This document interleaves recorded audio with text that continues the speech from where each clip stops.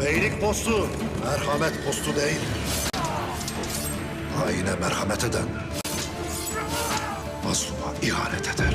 Söğüt'te hiç kimseyi görmemiş Dündar Bey. Cihanın öbür ucuna da kaçsa benim gazabımdan kurtulamayacak.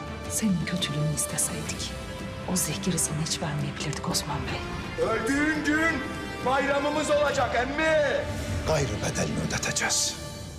Merak etmeyesin.